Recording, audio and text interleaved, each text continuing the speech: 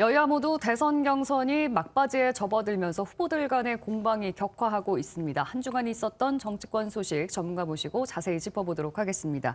이종근 시사평론가, 박진영 대구가톨릭대 특임교수 나와 계십니다. 어서 오세요. 네, 어서 오십시오. 오늘은 국민의힘 어제 있었던 2차 컷오프 얘기부터 좀 시작을 해보겠습니다. 4명으로 압축이 됐는데요. 유승민, 윤석열, 홍준표 그리고 원희룡 후보까지 정해졌습니다. 1, 2, 3위 자리는 어느 정도 예상이 됐었는데 이 네 번째 자리에 누가 될지 참 관심이 컸었잖아요. 그런데 원희룡 후보가 차지를 했습니다. 두 분은 예상하셨나요? 먼저 이종근 평론가님부터 말씀해 주실까요?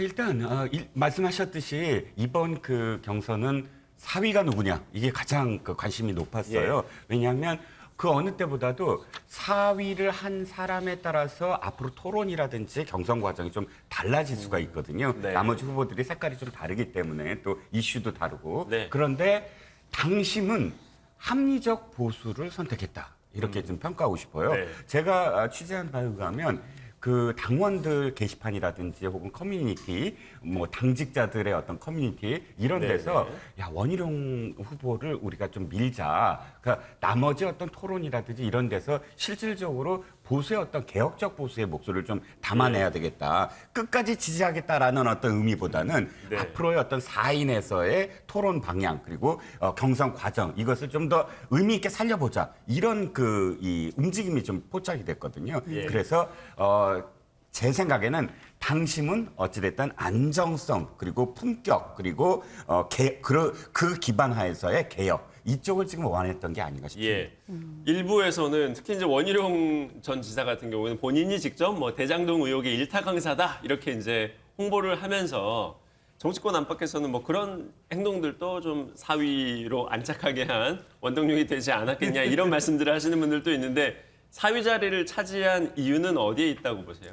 글쎄요, 뭐 저는 이제 좋게 평가하니까 그렇게 평가가 나오는데 예. 실제로 이제 뭐 여론조사라든가 또는 지금 떠도는 이제 인터넷에 떠도는 이제 커뮤니티의 내용이라든가 사설 정보지 내용을 보면 득표율이 상당히 미비하거든요.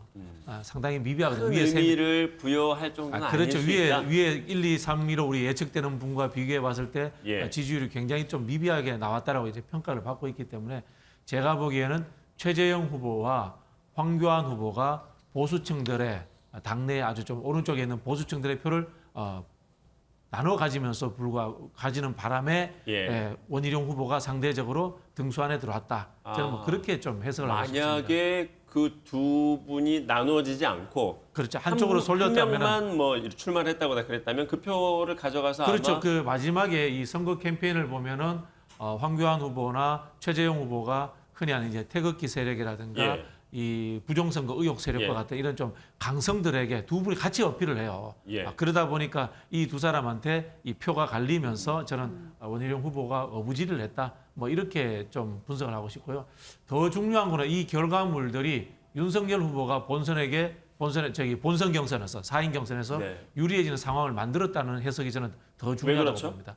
왜냐하면 좀 이념적으로라든가 지지 기반을 분석을 해보면은 홍준표 후보도 요즘은 굉장히 좀 중도적으로 옮겼단 말입니다. 네. 유승민 후보도 그렇고 원희룡 후보도 그렇고 세 사람이 좀 비슷한 이미지라든가 지지 기반이 비슷해졌어요. 네. 그런데 비해서 윤석열 후보는 굉장히 오른쪽에 있는 지지를 지금 가지고 있단 말이에요. 그러니까 남들과 지지층을 나누지 않기 때문에 혼자서 그것을 독식할 수 있기 때문에 윤석열 후보가 유리한 구도로 4인 구도가 짜지지 않았나 이렇게 저는 해석하는 게 중요하다고 봅니다. 네.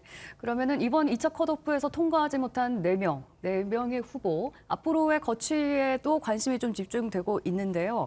어떻게 최재형 후보 같은 경우에도 윤석열 후보와 많이 차별화를 두면서 행보를 보여왔었는데 앞으로 어떤 역할을 좀 맡게 될까요? 다른 후보들 같은 경우. 그래도 사실 이 네 후보 그러니까 이번에 탈락한 네 후보 중에 최재형 후보가 가장 윤석열 후보와 함께 예. 그 의미 있는 어떤 그런 퍼포먼스를 했던 것으로 기억해요. 그래서 최재형 후보는 일단은 뭐 윤석열 후보를 지지하지 않을까라는 예측을 해보고요. 네.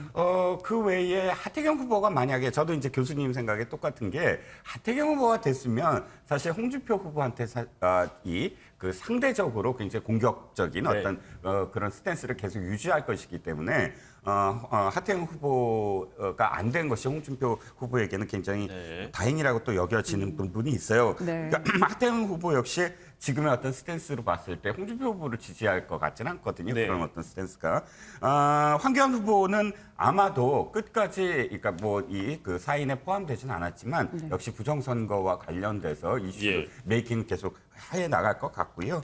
안상수 후보는 저는 어쨌든 뭐 사인엔 탈락을 했지만 의미 있는 선전이었다. 그 안상수라는 사람을 전국적으로 좀 더 알릴 수 있고, 송도 개발을 안상수 시장 시절에 했구나라고 다시 이제 리마인드 시키는 그런 계기가 됐기 때문에 사인 후보에서 사실 안상수 후보가 보여준 어떤 선전, 뭐 이것도 의미 있다고 생각합니다. 네.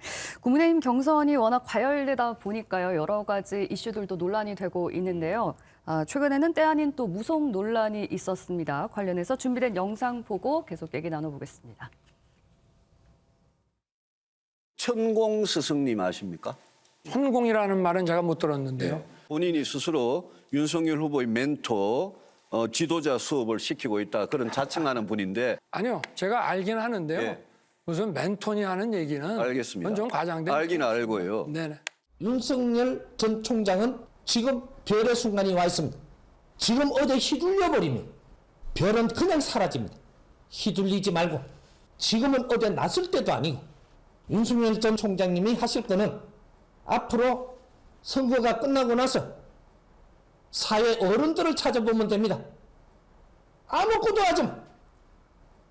원로들, 어른들, 이때까지 나라를 위해서 잘못했든 잘했든 노력하신 분들, 이분들을 한 분 한 분 만나면서 대통령으로서의 모든 중요한 국가 의사결정 그리고 리더십과 관련해서 이게 주술과 미신에 의존한다면 그건 큰 문제다라고 판단했고요. 또 천공 스승이 뭐 인터뷰 유튜브를 통해서 윤석열 후보와 관련된 9번의 강의를 합니다.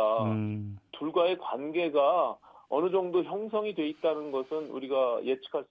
그쪽 캠프에서 사실관계 정확히 확인하지 않고 소위 거짓 주장으로 시비를 걸었던 겁니다. 그래서 천공 그분께서 말씀하셨잖아요. 멘토가 아니라고. 네, 처음에 윤석열 후보의 그 손바닥에 있던 왕자 논란으로 시작된 무속 그리고 미신 논란.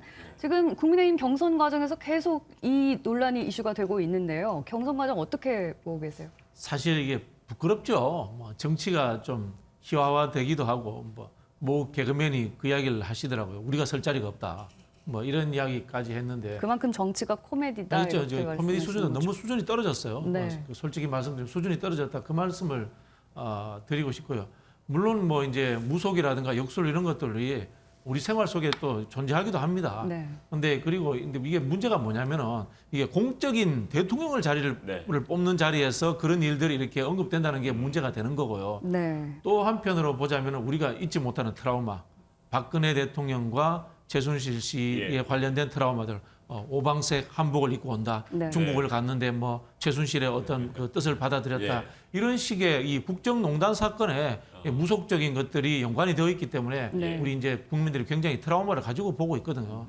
이런 측면에서 저는 윤석열 후보가 여기에 대해서 뭐 해명 해명한들 뭐 어떡하겠습니까? 참. 아직은 뭐 윤석열 후보와 저 천공 스승의 관계가 그렇게까지 뭐 구체적으로 나온 건 없습니다만 그렇죠, 뭐 이제 그럴 가능성이 있다 이제 이렇게 그렇죠. 지적을 이제 하신다는 그 거죠. 김건희 씨 이제 부인인 김건희 씨의 논문도 운세에 관한 것들인 거고 또 이게 물론 뭐 사설 정보지에 나오는 거니까 다 믿을 수는 없습니다만은 이 부부가 만나는 과정도 이 무속적인 도사가 뭐 있었다 이런 이야기도 나오고 하니까 상당히 우려가 되죠. 네. 예, 우려가 되죠. 참 그런 생각이 들어요. 저는 이 국민의힘이 아직도 탄핵의 강을 건너지 못했다라는 생각이 드는 게 정당이 합리적으로 정상적으로 재구성이 되어야 되는데 그렇지 못하고 이제 외부인이 들어와서 이제 경선을 치르는 상황이지 않습니까? 거기에 대해서 내부에서 사실 검증도 못했을 거고 한편으로서 이 야당의 역할이라는 것도 중요하기 때문에 국정의 한 축이잖아요. 참 솔직히 좀 심히 우려스럽습니다. 네. 이정훈 평론가님. 네.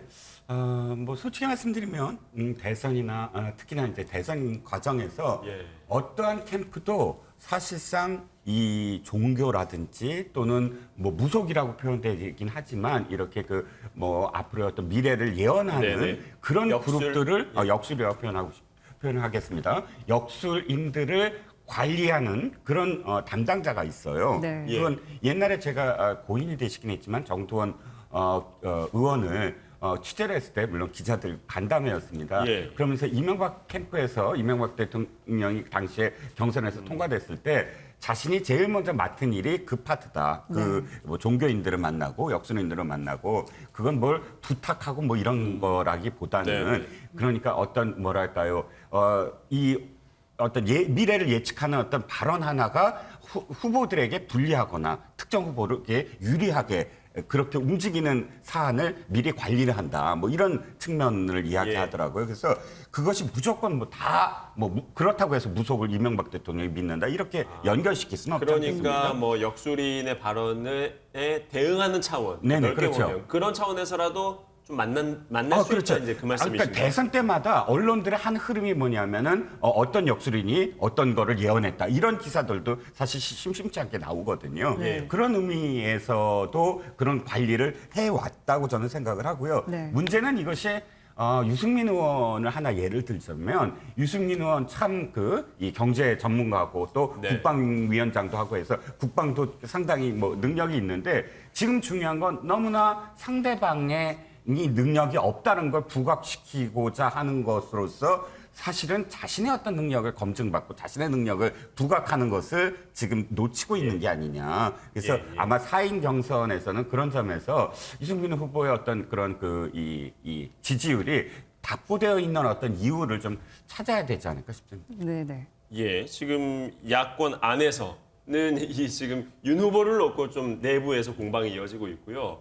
이어서 여당 쪽으로도 좀 넘어가 보겠습니다. 여당 경선 이제 막바지로 다 왔습니다. 이번 주말이면 민주당 경선의 결론이 내려질 텐데요. 지금 민주당 안에서는 이재명 캠프 그리고 이낙연 캠프 경선 막판에도 또 대장동 의혹 관련해서 공방을 주고받고 있습니다. 이 내용 보고 계속 이어가겠습니다. 근데 이재명 지사 더 크다고 지금 이런 결과로 나오는데 어째 책임이 없다고 할 수 있겠습니까? 상식이죠. 유동규가 지금 배임 이후로 구속돼 있는데 그 위에 있는 시장이 설계했다고 본인 스스로 얘기를 했는데 그러면 시장이 배임 혐의가 있을 가능성이 얼마든지 있는 사안인데도 불구하고 그런 위기, 일테면 후보가 구속되는 상황이 왔다. 이걸 가상할 수 있단 말이에요. 많이 들어오고 있고 들어왔었습니다. 근거가 제보라고 얘기하는데 소위 그 사설 정보지 뭐 찌라시라고 얘기하는 거기에 의존해서 우리가 정치를 한다는 게 말이 저는 안 된다고 생각합니다. 그렇게 본인이 확실한 근거라고 한다면은 꼭 공개적으로 제시하면 될 거 아니겠습니까? 어떻게 후보의 생사가 달려 있는 경선의 마지막 순간인데 뭐 그렇게 말씀만 하면 되겠습니까? 본인 당연히 그에 대해서는 정치적 책임도 져야 될 것이고요. 어떤 구속될 걸로 전망된다 이런 취지는 아닌 것 같아요. 확대 해석되거나 좀 와전됐다고 생각이 들고. 자, 김종민 의원이 마지막에 이게 너무 확전되는 것 같으니까 좀 진정을 시켰습니다. 이게 구속된다 이런 전망이 아니고 그런 경우까지 가정하면 이게 위험하지 않냐 이런 발언이었다고 자제에 나서긴 했지만 그럼에도 불구하고 이 구속 발언 파장이 꽤 컸습니다. 이게 심각하죠. 심각하죠. 당내 분위기는 어떻습니까? 실제로 뭐 당내 경선에서 당연히 네거티브 합니다. 정치라는 게 네거티브 할 수밖에 없는 상황인데요. 그것을 그분이 유능하니 무능하니 뭐 도덕적으로 문제가 있느니 없느니 이런 이야기를 할 수 있습니다만 법률적 제재에 해당되는 것에 대해서 네거티브를 할 때는 굉장히 신중을 해야죠. 신중을 해야 되고 거기에 대해서는 증거를 내놔야 됩니다. 증거를 내놔야 되고요. 우리 법률적으로 증거가 없는 상황에서 타인이 구속될 것이다 이렇게 이야기하면 뭡니까? 무고에 해당될 수 있습니다. 근거 없이 가정적인 발언이라도 해서는 안 된다라는 말씀이시죠? 그렇죠. 이게 상당히 저는 이게 뭐 원팀의 문제가 아니고 상대를 이기겠다는 게 아니고 목줄을 끊어버리겠다는 이야기지 않습니까? 정치적 생명을 끊어버리겠다는 이야기이기 때문에 저는 이런 상황은 증거가 없이 저런 이야기를 절대 해서는 안 된다라는 것에 대해서 못을 박아야 된다는 생각이 들고요. 말씀하신 것처럼 그런 상황에 대해서는 사후에 증거가 나오지 않았을 때는 정치적이라든가 어떤 책임도 질 필요가 있다. 그런 생각이 듭니다. 뭐 이 사안이 법률적으로도 워낙 복잡한 사안이어서요. 지금 이제 서른 의원 같은 경우에는 이제 배임 가능성, 그러니까 이재명 지사까지 이제 배임 혐의가 적용될 가능성, 그러면서 이제 구속에 대한 이야기를 했단 말이죠. 네, 그렇습니다. 이 지사까지 배임 혐의가 적용될 가능성에 대해서는 평론가님께서는 어떻게 보세요? 그렇지 않다면 만약에 그럴 가능성이 없다면 지금 경기도가 갑작스럽게 입장을 바꾸지 않았을 것이다라고 생각을 해요. 가능성이 어떻게 있다는 입장을 뜻이죠. 바꾼 경기도가 부분 말씀하시는 지금 거죠? 갑작스럽게 성남시의 네. 그 성남도시개발공사에 환수에 대해서 그러니까 지금 이익이 지금 네. 그 민간업자들에게 초과 이익이고 또 초과 이익만이 아니라 사실은 그것이 불법적인 어떤 네. 그런 그 상황이 지금 노출이 되고 있으므로 환수에 대한 그런 그 법률적 피해팀을 꾸려라라고 지금 예. 도시개발공사에 요구했고 성남시에 요구했습니다. 예, 예. 그래서 지금 피해팀을 꾸렸다고 하는데 예. 그게 지금까지 이재명 캠프의 입장과 전혀 다른 거거든요. 이재명 캠프는 지금까지 어떻게 얘기했냐면 이건 민간업자에게 간 네. 이익을 법적으로도 안 된다. 그거는 다시 환수가 불가능하다. 그러므로 나는 또 성남시장도 아니다 지금 이런 입장이었어요. 예, 관여할 부분은 아니다라고 예. 이제 얘기를 하긴 했었죠. 그렇죠. 그러면 갑작스럽게 변한 이유 지금 배임에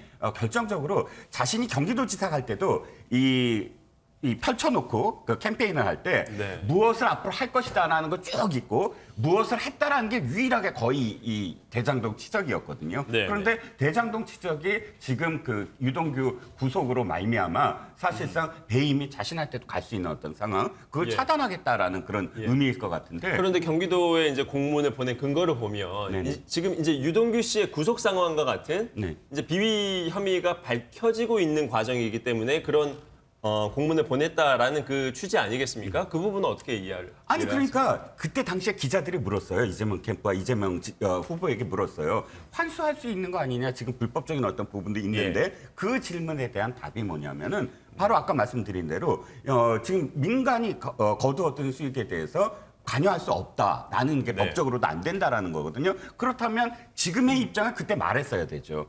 이게 만약에 불법적인 것이 드러난다. 또 청렴하지 못한 뇌물이 오고 갔다라고 만약에 예. 드러난다면 그럼 환수가 가능하다. 왜 이제 이렇게 와서 말을 얘기해야 바꾸냐라는 되는 지적이세요? 당연히 바뀌죠. 유동규 씨가 비위 혐의로 구속이 된 상황이기 때문인 겁니다.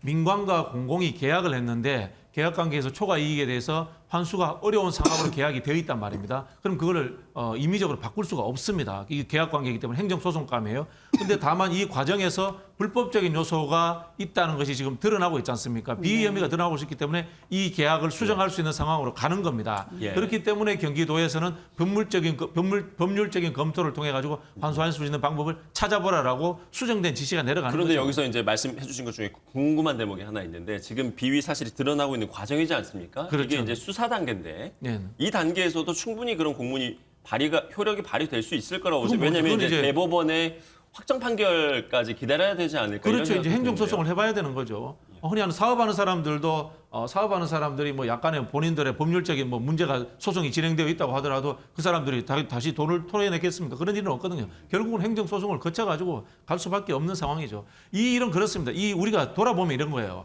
후일담과 평가를 하니까 그때 왜 그렇게 많이 환수하지 못해서 이렇게 예. 이야기하는데 그 당시 상황은 또 다른 겁니다. 네. 제가 그 예를 많이 했는데 영화 중에 셜리 허드슨 강의 기적이라는 영화가 있어요. 네. 셜리라는 이 조종사가 허드슨 강에 비행기를 착륙을 시켜요. 근데 이 평가하는 사람들은 어떻게 하냐면 후일담으로 왜 근처 비행장으로 가지 않았느냐 이렇게 이야기를 하거든요. 근데 그 당시 상황에서의 타고 있는 승객들의 문제라든가 이런 부분들은 가장 보수적인 안전성을 따질 수밖에 없는 거거든요. 당시로서 최선의 그렇죠. 선택이었다. 당시로서는 최선의 선택인 거죠. 우리는 후일담으로서 이것이 비유가 밝혀지니까 왜 그때 막지 못했나 이렇게 이야기하는데 그때 알았더라면 막았겠죠. 그런데 수많은 사례가 있어요.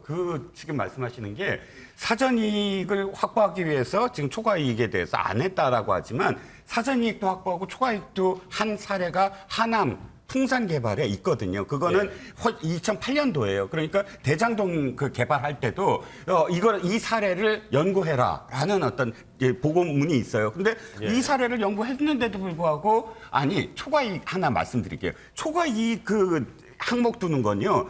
초과 이익이 안 발생하면 끝나는 거고 초과 이익이 발생하면 환수하는 거예요. 그 사전 확보하고. 근데 이게 왜 지금 이재명 캠프에서 말이 꼬이냐면 마치 이거 아니면 이거라고 네. 지금 설명을 하고 있는데 많은 사례가 동시에 한 사례가 있는데도 불구하고 또 위례 지구의 푸른 위례라고 그 사업도 성남도시개발공사가 했는데도 불구하고 그때 당시에는 5% 지분인데 50%의 수익을 얻었어요. 네. 근데 네. 왜 대장동만 초과이익도 빼고 이 민간업자에게 그렇게 많은 혜택을 줬느냐 이게 지금 이렇게 문제예요. 생각을 하시면 되죠. 애초에 이렇게 많은 초과이익이 발생할 줄 몰랐던 거죠. 네. 그런 상황에서 5,500억 정도를 시에서는 우선주로 받아왔기 때문에 그 이후에 발생하는 것에 대해서 말하기 쉽지 않은 겁니다. 현실적으로. 네. 그런데 이게 2018년에 분양을 하잖아요. 이 2018년이라고 하는 것은 실제로 이재명 지사는 임기가 끝난 다음입니다. 예. 끝난 다음에 분양을 하면서 이익이 4천억 가까이 나버린 상황이 되는 거 아닙니까? 그죠? 이 상황까지 다 예측해서 왜 못했느냐 이렇게 하면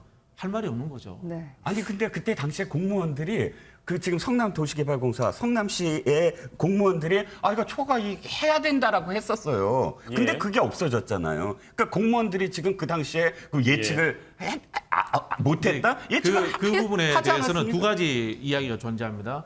이재명 후보가 그 공무원들이 그 유동규세를 통해 가지고 이 초과이익 부분에 대해서 다시 안을 냈다는 것에 대해서 몰랐을 수도 있고, 첫 번째는 네. 이게 왜냐하면 실무선에서 움직이는 상황이 네네. 몰랐을 수도 있고, 두 번째는 법률적으로 계약 관계가 그 전에 먼저 성립되어 있기 때문에 이것을 바꾸는 것 자체가 부담이 됐을 수도 있고, 저는 그런 상황이 있었을 수도 있다고 봅니다. 네. 네. 그러니까 묵살이 아닌 상황일 수도 있다. 그렇죠. 네. 네. 아니 그러니까 두 번째는 말이 안 되는 게 말씀이 제가 좀 예. 반대되는 생각이 있는 게 계약이 성립이 안 된 단계에서 계약을 하기 위해서 지금 이 단계를 지금 밟아 나가는 보고서였어요. 그러니까 이제 여기에서 이제 우리가 구별을 해야 될 게 이재명이 설계했다 이러니까 이익 네. 배분의 문제, 성남의 문제 다 했다 이런 게 아니에요. 사실은 50대 50, 그다음 51%를 가져오고 우선주를 가져온다라는 그 정도까지 하는 거지. 예. 우리가 대통령이 LH에서 하는 모든 일에 대해서 다 개입할 수 없는 거하고 똑같은 거예요. 이게 사실은. 예. 근데 저희- 교수님 초점이 예. 바뀐 게 제가 지금 교수님한테 반박한 게 뭐냐면